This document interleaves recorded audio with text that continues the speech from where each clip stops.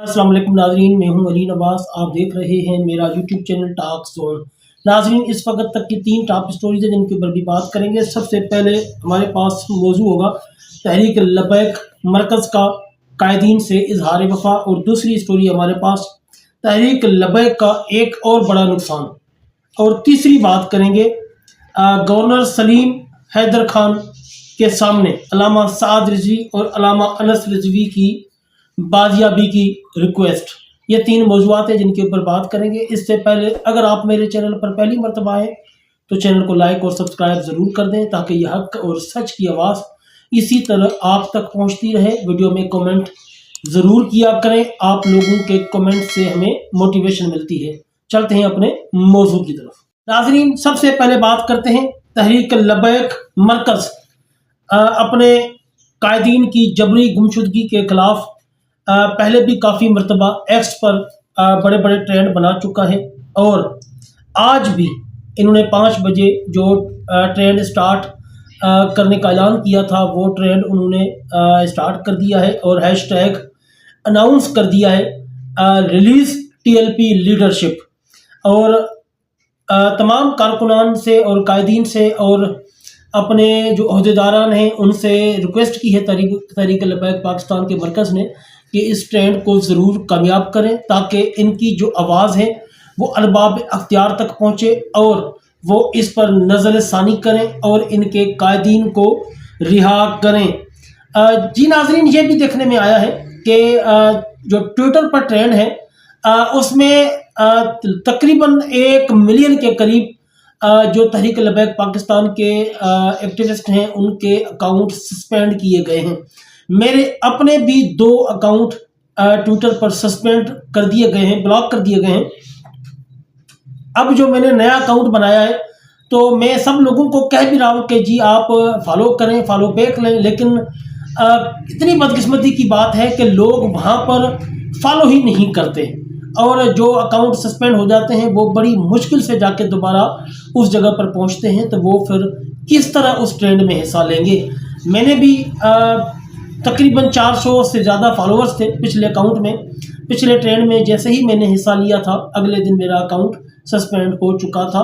उम्मीद करता हूँ कि तमाम दोस्त अपने ट्विटर पर जितने भी तहरीक लबैक पाकिस्तान के एक्टिविस्ट हैं उनके अकाउंट जो है उनको फॉलो करेंगे, ताकि इस ट्रेंड को ज़्यादा से ज़्यादा लोगों तक पहुँचाने के लिए और एक ट्रेंड बनाने के लिए जो है एक रिकॉर्ड बनाया जा सके। दूसरी बात ये कि यूट्यूब पर भी मैंने नोट किया है सानिया मुरीद के फ़ौरन बाद मैंने ये अपना अकाउंट बनाया था, ये यूट्यूब चैनल बनाया था, तो उस टाइम पर कम लोग थे जो कि तहरीक लबैक के हक़ में बोलते थे, और मैंने उस दिन से ही इस चैनल को स्टार्ट किया है और हर रोज़ तहरीक लबैक की न्यूज़ आप लोगों तक पहुंचाता हूं।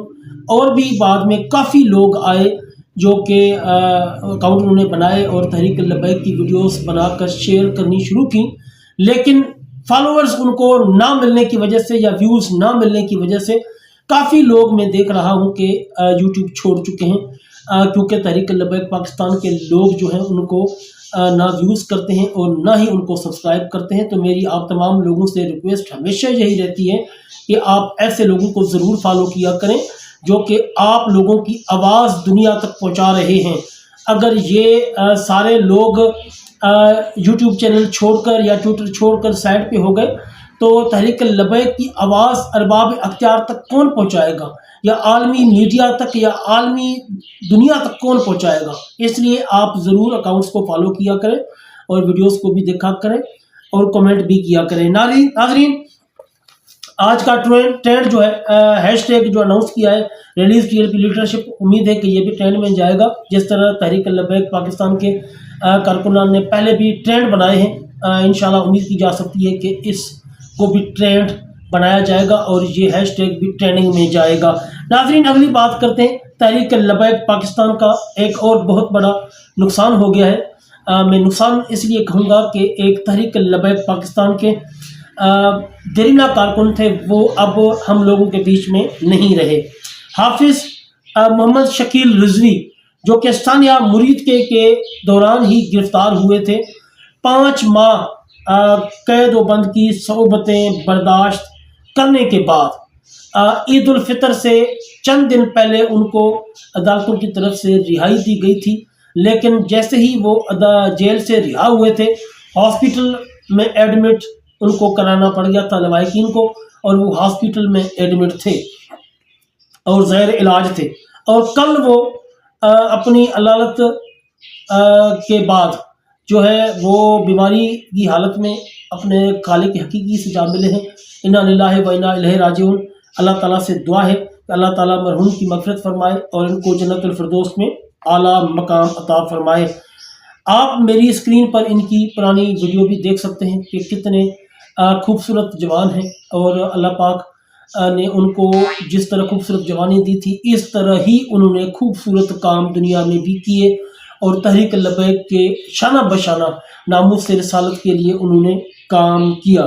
اور دوسری تصویر میری اسکرین پر دیکھ سکتے ہیں کہ جو کہ ان کی کفن میں لپٹی ہوئی ہے، اور آپ دیکھ سکتے ہیں کہ وہ کفن کے اندر بھی مسکرا رہے ہیں، اور آپ لوگ دیکھ سکتے ہیں کہ ان کے چہرے پر بالکل مسکراہٹ کلیئر نظر آ رہی ہے۔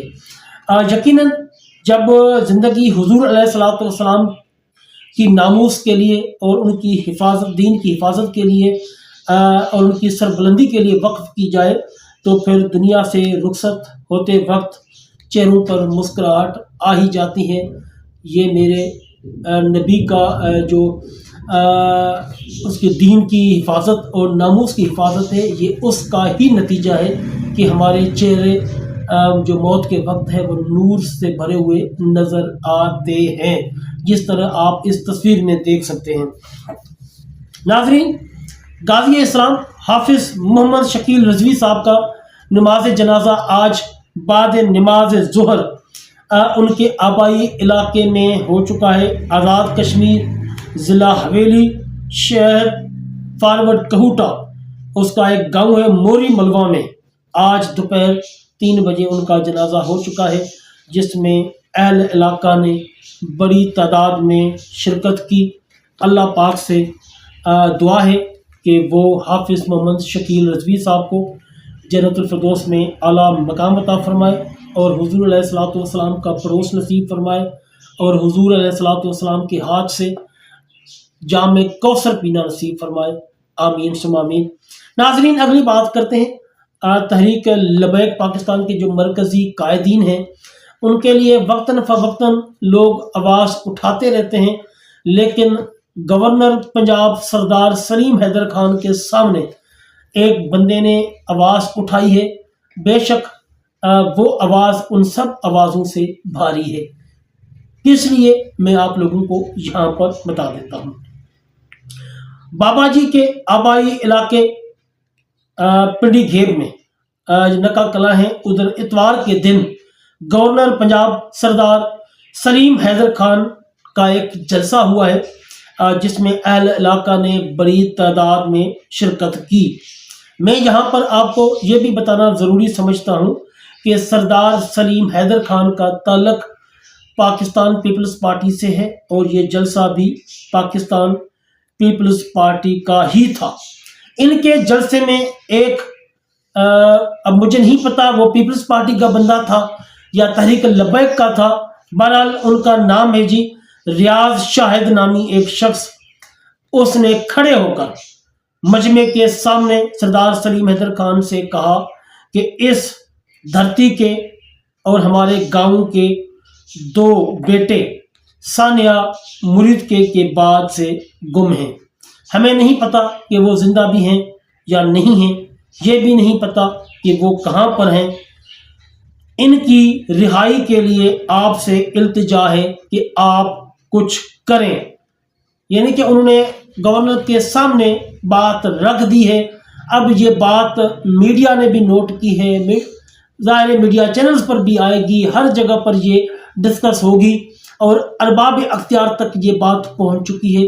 اللہ پاک کسی نہ کسی وسیلے سے قائدین کی رہائی نصیب فرمائے۔